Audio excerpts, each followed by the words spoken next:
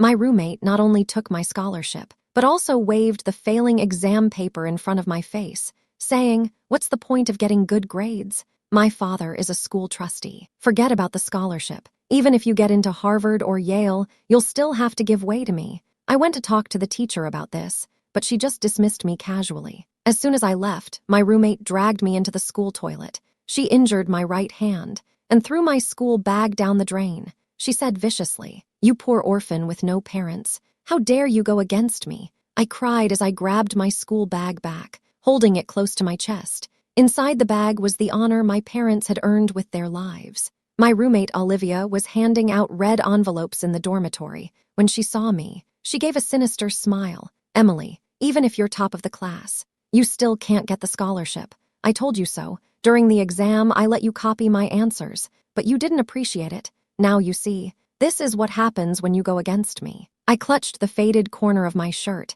I stared at the list of scholarship recipients on her phone screen. I felt a little dizzy. This is impossible. How could you get the scholarship? I was counting on the scholarship to pay for tuition and living expenses next semester. A full 6,000 yuan. This was all I had hoped for. Olivia listened. She immediately burst out laughing. "How is it impossible? My teacher filled out the application form for me. Don't think that good grades are impressive. Stop daydreaming." She walked up to me. She patted my face. Then she slapped me hard. "You're ungrateful. During the exam, I asked you to show me, but you pretended to be deaf and dumb." I shook my head. Suddenly, I felt a wave of panic. The dormitory door slammed shut. I took 2 steps back immediately, but I was blocked. "How dare you go against me, beat me? Don't do it." Olivia was caught cheating on an exam. She said I would be punished. Just as she finished speaking, she slapped me again. "You have so many rules. You know what will happen if you don't follow my rules."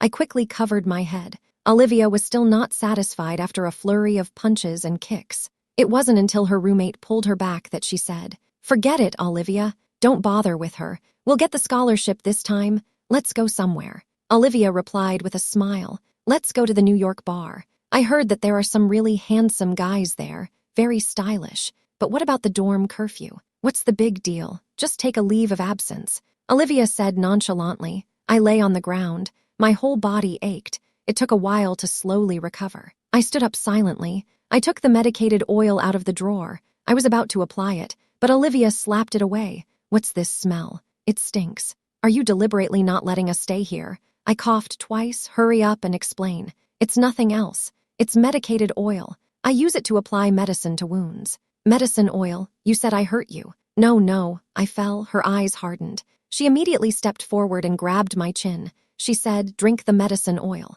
I want to see how you heal." A strange smell spread in my mouth. The medicine oil went down my throat. It felt like my head was about to explode. I couldn't help it. I vomited it right back up. As a result, I got punched hard by Olivia. He punched me in the stomach. I immediately felt my internal organs shift. What bad luck. My roommates left one after the other. Olivia kicked me. Then she slammed the door behind her and left. I lay on the ground. My mouth was burning. Tears flowed unstoppably. "Mom and Dad, why did you both leave me? It's really hard for me to be alone." When Dad left, he didn't even bother to have a tombstone engraved. After he left, Mom went to the place where he worked without hesitation. She followed him less than 3 years later. I will always remember what she said before she left. "Emily, your father needs me. I have to go. But Mom, I also need you." "Why did you have to go?" I climbed onto the bed with trembling hands. I took out the report card. The teacher clearly said, "The top 3 in the grade can get a scholarship." Why wasn't I on the list? I took a long time to compose myself. Then I looked in the mirror. My face was covered in bruises. I hardly recognized myself. I wanted to go to bed, but as soon as I closed my eyes, I thought about the scholarship, the money I used to live and study on. Olivia had spent it on food, drink, and entertainment. I couldn't just let it go. I got up. I went straight to the teacher's office. My class teacher was on duty that evening. When she saw me come in, her expression was a little strange. "What happened to you, Mrs. Smith? Why isn't my name on the bursary list?" I endured the discomfort in my body. I asked her directly. Mrs. Smith looked at me. She said, "Emily, you can't just say you want a bursary. The school has to consider various factors and assign a score. You just didn't. What are the criteria I had it the previous 2 years? It's all about grades. I was still the top of my year. Why not this time? What's going on? I still can't figure it out, even if I don't get it.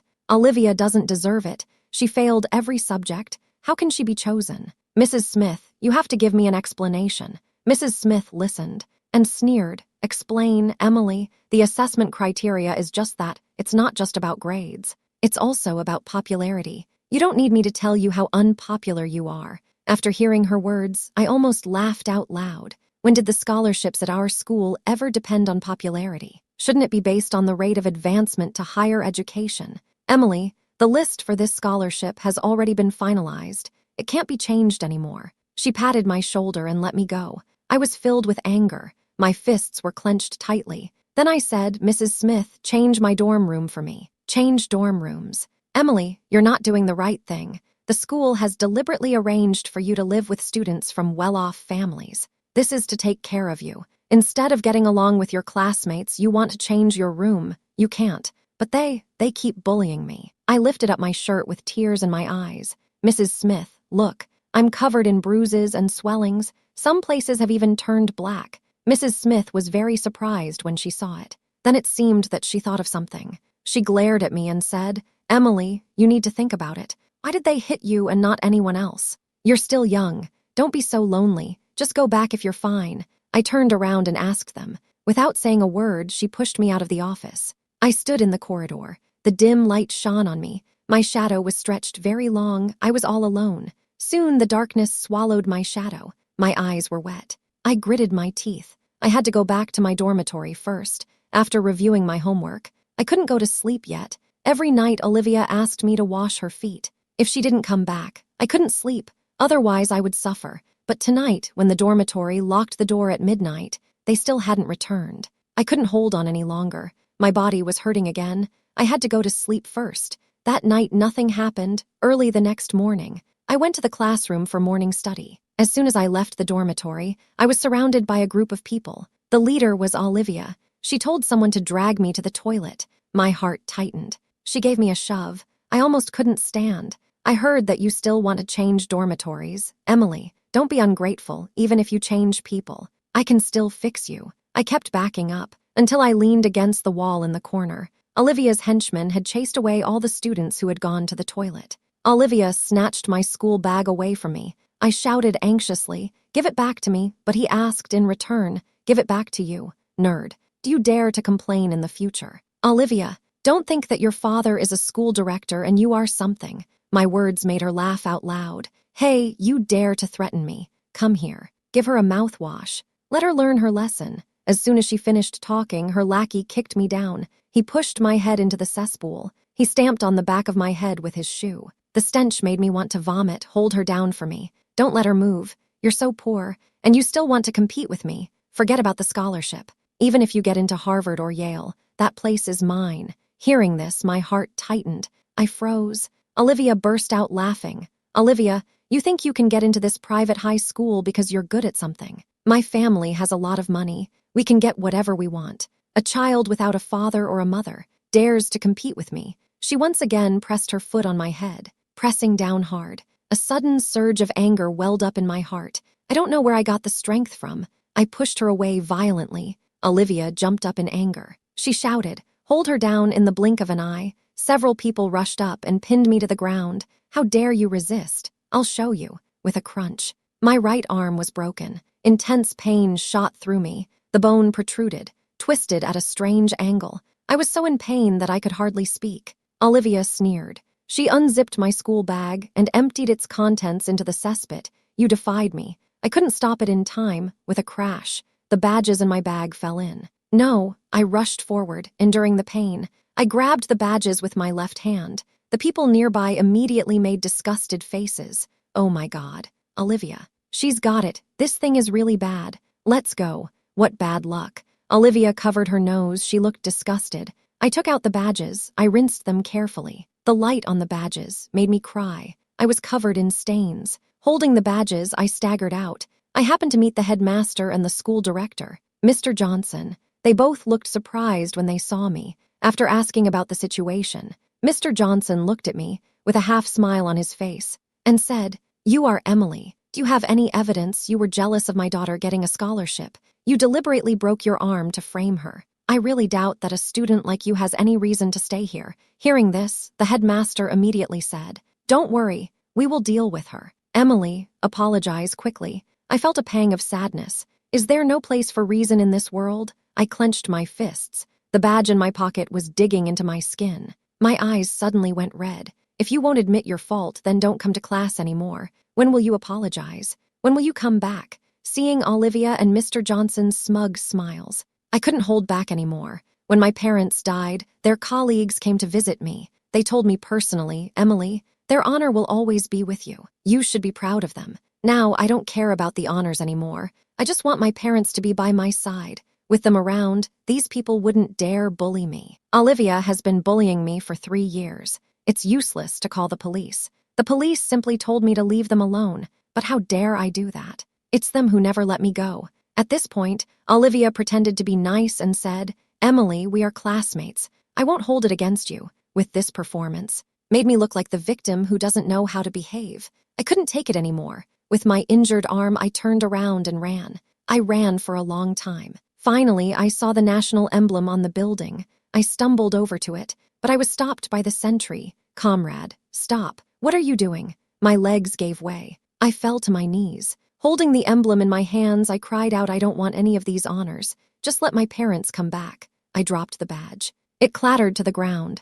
As soon as the sentry at the door saw the badges, his expression changed. He quickly helped me up. He said, "Little girl, don't cry." I couldn't hold back my tears anymore, not only because I was sad, but also because of his words. He said, "Little girl, don't cry." When my father died, the leader of their unit came to offer his condolences. When he saw me, his first words were the same.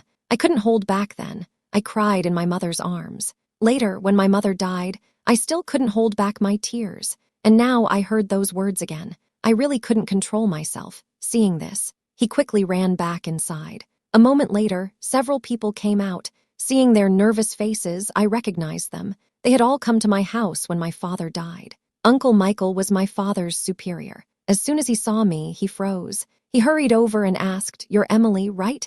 "My child, what happened?" When he saw my twisted arm, his face immediately changed. He hurriedly took the child to the hospital. I hid in his arms, shaking my head the whole time. I held the badge in my hand tightly. "Uncle Michael, they said I was an orphan. I have no parents. Even if I was bullied, no one helped me. I couldn't speak because I was crying so hard." All the grievances of these years suddenly welled up in my heart. Uncle Michael saw me like this. He immediately said, "Emily, don't be afraid. Since you're here with Uncle Michael, if anyone bullies you, just tell me. Uncle Michael will definitely stand up for you. How dare they do this to the children of martyrs? They really have no fear of the law." When we arrived at the hospital, the doctor examined my injuries. His brow was knitted. Uncle Michael saw the big and small wounds on my body. Even my arm was broken. His eyes immediately turned red. He asked, "Emily, how did you get into this state?" I told him what had happened. He clenched his fists. His face became more and more ugly. Hearing that the headmaster asked me to apologize, even when the school director abused his power, he slammed the table, angrily said, "This is too much. It's downright lawless. Pass on my orders. We must arrest all of them and get the local police station and her report." Uncle Michael was furious. The guards immediately got to work. The doctor quickly gave me a medical opinion. It was a minor injury. That was enough to get Olivia in, but Mr. Johnson was right. I had no evidence. I couldn't see the surveillance cameras in the school. It happened in the toilets, and there were no witnesses. This was a tricky situation. There was supposed to be a security camera in the dormitory corridor, but the previous recording had been overwritten. Uncle Michael said, "Leave it to me. Emily, just concentrate on getting better." I put everything behind me. I decided to listen to Uncle Michael. I trusted him to get justice for me. On the first day of my hospital stay, Olivia called me. He said, "You ran away. Rather than apologize to me, you'd rather take a break from school. Right, just you wait. When you come back, I'll show you, Olivia.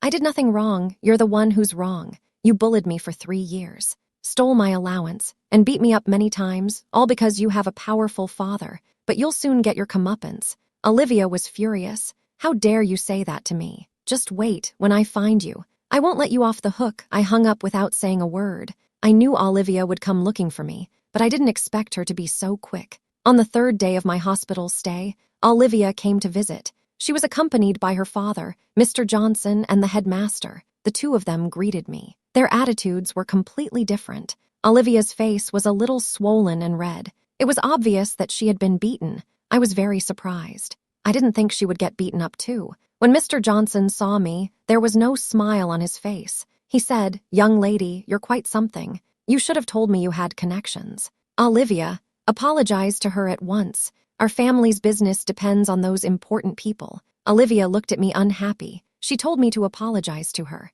Why? Mr. Johnson slapped her in the face and urged, "Hurry up. Didn't I tell you at home?" Olivia was unhappy after being beaten, but she had to bear it. She said, "I'm sorry." I ignored her. Mr. Johnson laughed to smooth things over. "You're Emily, right? Little Emily. You've been classmates for 3 years. These past 3 years have been a kind of fate. Let's make a big deal out of a small one. Let's make a small one out of a big one. Let's just forget about it. What do you think? I'll give you the money later. This will be over." Uncle Michael and the others must have started investigating. Otherwise, Mr. Johnson and his daughter would not have come to apologize. See, I didn't say anything.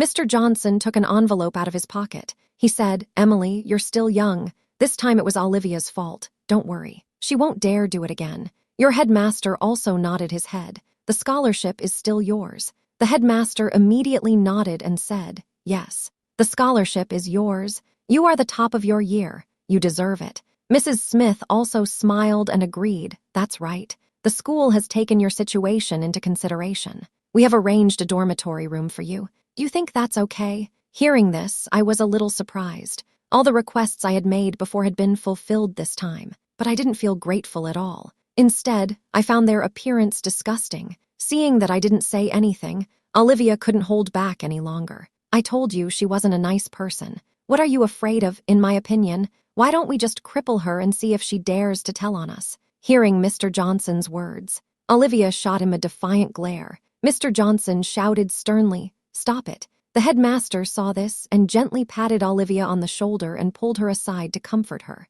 Mr. Johnson turned to me and said, "Emily, how much do you want? Just name your price. Your parents are no longer alive, and this uncle of yours can't look after you forever. In New York, my name is Mr. Johnson. You've probably heard of me. School stuff, it can't be that serious." Mr. Johnson's smugness made me angry, but I also understood. He was right. Even this little fight was no big deal. Uncle Michael couldn't look after me forever. I was in my last year of high school. I still had a year to go until I graduated. What would happen then? I clenched my fists. Mr. Johnson said with a threatening look on his face, "If you sign this letter of understanding, I promise she won't bother you again." I stared at him and asked, "What if I don't sign it? Everyone knows Olivia will never let me go. Sign it or not, the result will be the same." Mr. Johnson sneered. "No way, you try it. I'll be the one calling the shots in New York. After your uncle leaves, I'll find a way to deal with you." My heart suddenly tightened.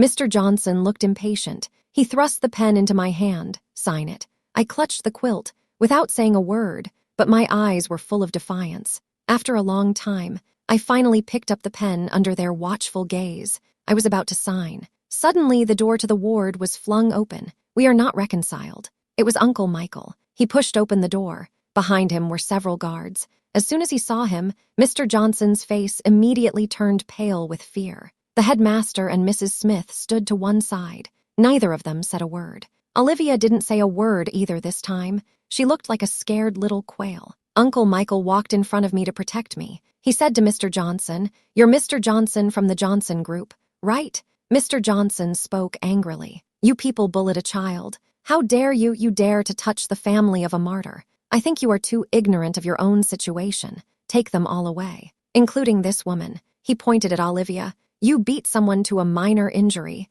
and you want to sign a settlement."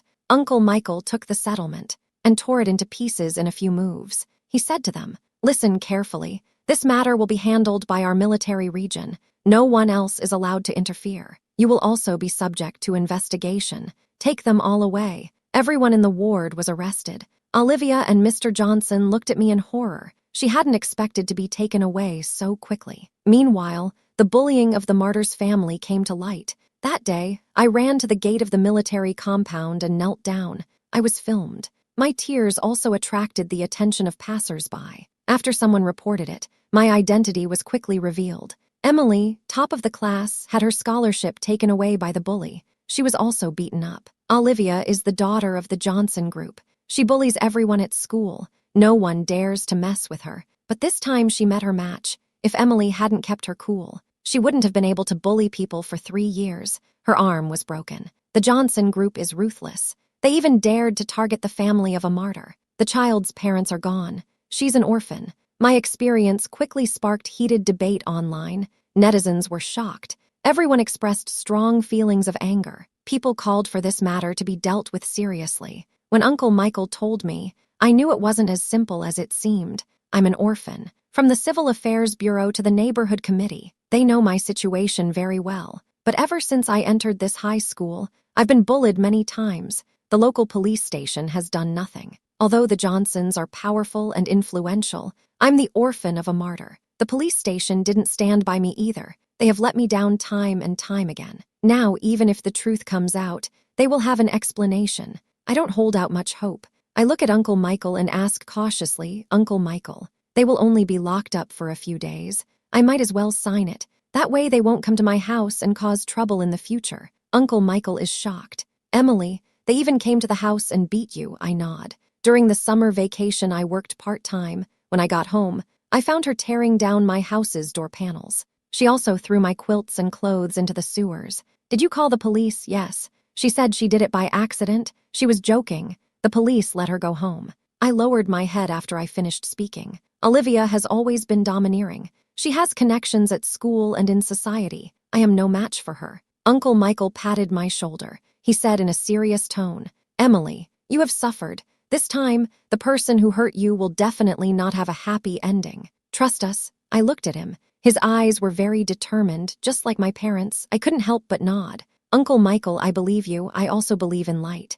I believe in justice, except for him. There are also many netizens who believe in me. The speed of self-media is really fast, beyond my imagination. On the 5th day in the hospital, some netizens came to visit me. When they saw me in a cast, and there were injuries all over my body and face, they were especially angry. Emily, don't worry. We will definitely support you. Little Emily, here is my business card. I have always liked to help others. Call me if you need anything in the future. Poor child. Grandma made these dumplings with her own hands. She also made these dishes herself. Try them. I was surrounded by flowers and concern. I felt a long-lost warmth. Uncle Michael and the others quickly provided all the evidence of the bullying I had suffered over the past 3 years. There was also the injury report from this incident. After seeing it, netizens were furious once again. They all pointed the finger at Mr. Johnson and Olivia. I only then learned that Olivia had been arrested and detained, and Mr. Johnson would face severe punishment under the law.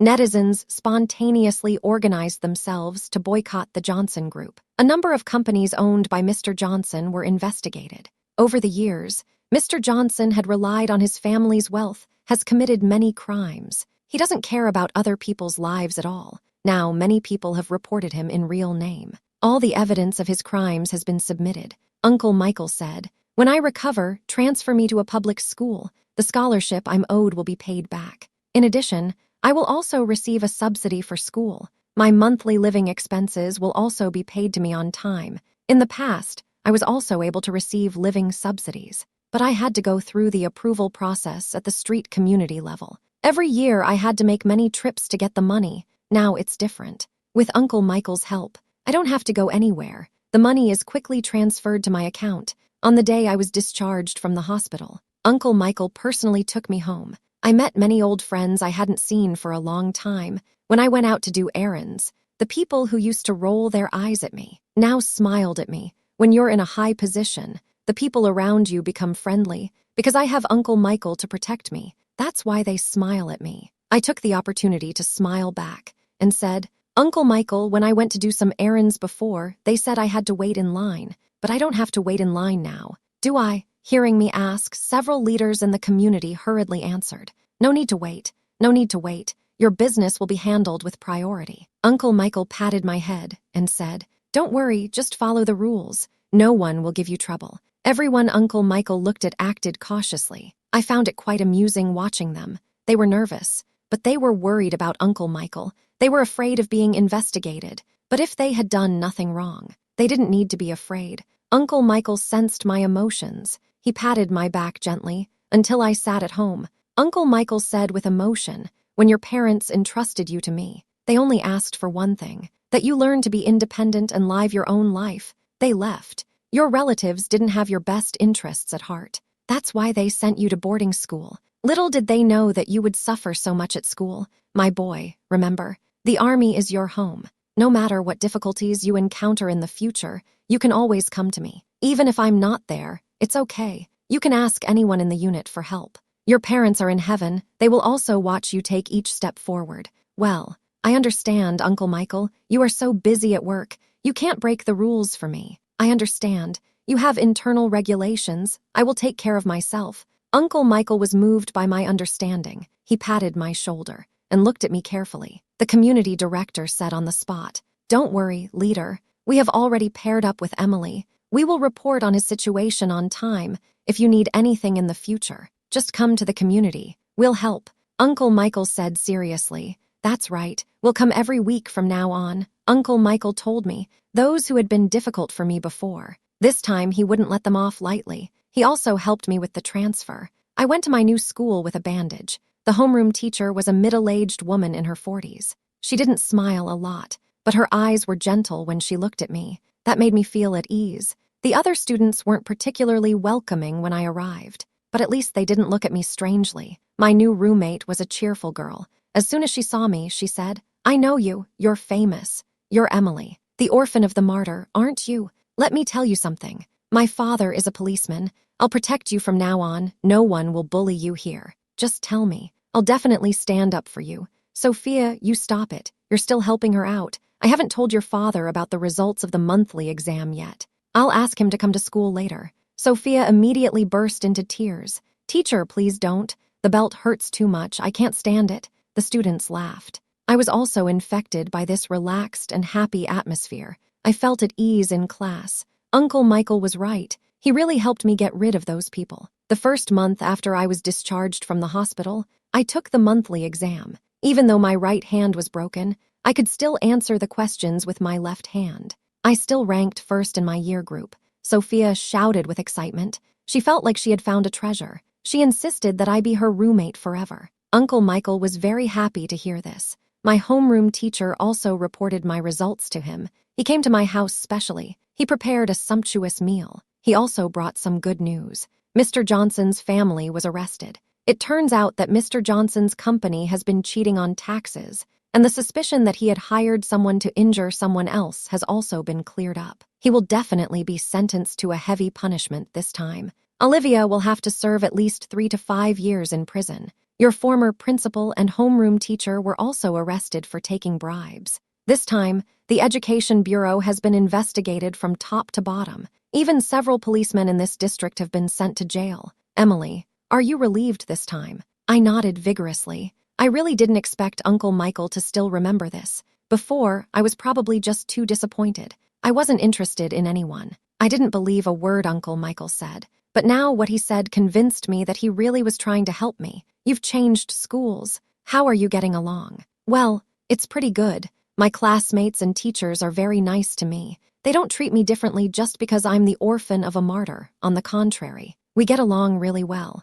Uncle Michael let out a sigh of relief. "This public school is in pretty good condition. It's just a pain for you to commute every day." "It's fine. The school has a cafeteria. It's pretty convenient. I can also review my homework by myself after I get home. I won't be disturbed, Uncle Michael. I can take care of myself. The neighbors are also very helpful." Uncle Michael let out a sigh of relief. He poured himself a glass of wine. He took a sip. He asked, "You're in your senior year. What university do you want to go to in the future?" "I plan to apply to the police academy to fulfill my parents' wishes." "Good boy. You have to think carefully about this. I've thought about it a lot. After my father died, I often saw my mother sitting alone in the bedroom at night. The lamp was on. Her shoulders were shaking slightly. Occasionally, there was a muffled sound of crying. I didn't understand at the time why my father had to go, and why my mother was so sad, but she insisted on continuing his work. Later, I understood. It was her belief.